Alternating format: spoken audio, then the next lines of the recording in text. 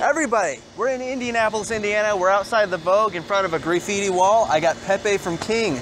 Man, how's it going? Great, man. How you doing? Good. It's good to see you again. Yeah, glad to be here. Yeah, caught up with you at Rock on the Range back in May, and it's been nothing but full speed for you guys ever since. It seems like ever since the record released in, what was it, early May, I think? Late April, early May? Burn the Serum? I don't remember. Yeah. May. It was May, yeah.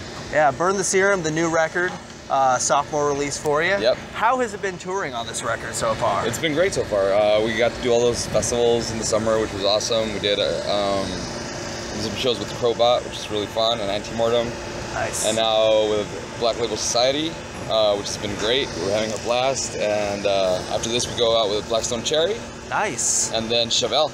Nice. So we'll be out till September or something. Then we got a couple shows with Sam Hain in LA. So nice. Very nice. Should be fun. Nice. It's been pretty busy for you. So, yeah, definitely. The festivals this year, you did Carolina Rebellion, Rock on the Range, Rocklahoma, some radio festivals. What were the festivals like this year compared to the last time you did them back in maybe 2012? Well, that was our first time doing those festivals, so everything was new, and like it was kind of nice to know what to expect. We had a much better response. Like a lot of people knew us. Right. A lot more people knew us this year, so it was really cool, man. And we got really good time slots. We got to play right before Down at Rocklahoma. Right. We got to jam with them. So festivals were awesome. Awesome. I love doing those. Now, Burn the Serum. It's your first release on Razor and Tie. Yeah. What was the shift like? What was the shift like for you to Razor and Tie, especially with Burn the Serum releasing on that record? We've gotten. I guess it's just, Razor and Tie is a much bigger label than what we were on before. And our first label was awesome, Reality Records, but they had to let us go, and we moved on to Razor and Tie, which has been great. They've been very supportive, and we feel you feel a little bit of financial backing, and you see your stuff a little bit more everywhere. So it's been really cool, man. Awesome. Now, Burn the Serum, I've had a lot of time to listen to it.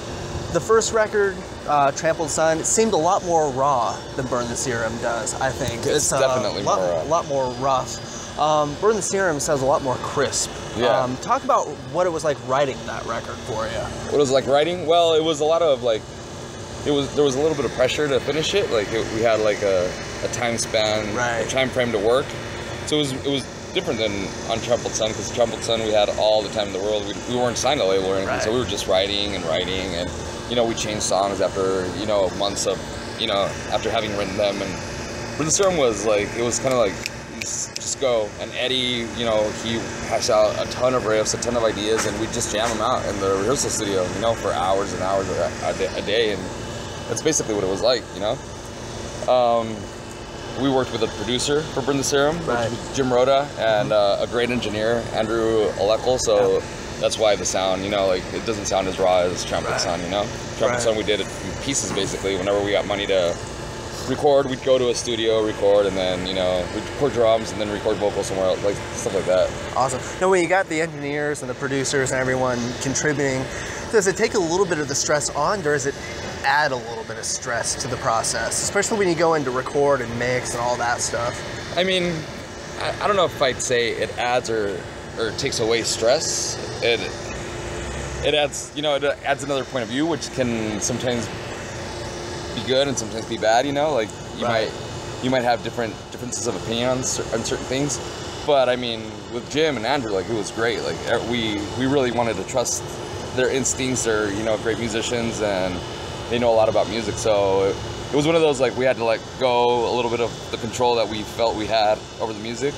And it was cool. I'm really glad how everything turned out. Awesome. So when we're about halfway through the run with Black Label right now, it seems, I think, after the Chevelle run and all that, what are we looking for from Kyng for the rest of the year? We'll be going to Europe for the first time in November. Awesome. We're going out with Antemortem and Lionize. Nice. Something called Lords of the Riff that's happening over in the UK. Awesome. I think it's 2 weeks in the UK and then 2 weeks in mainland Europe, and so that's all we know as of now for the rest of the year. Looking forward to seeing the show tonight. Hopefully it goes a little bit better than the last time you were in Indianapolis with the Seether tour. With Seether? Oh, yeah.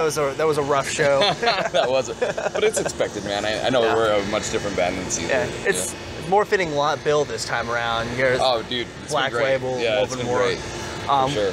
Looking forward to seeing it tonight, man. Awesome, man. Hope you enjoy it. Yeah, looking forward to it. I caught you guys at Rock on the Range, obviously third time seeing you guys, so it's gonna be fun. Awesome, dude. Awesome, man. Thanks a lot. Thank you for having me.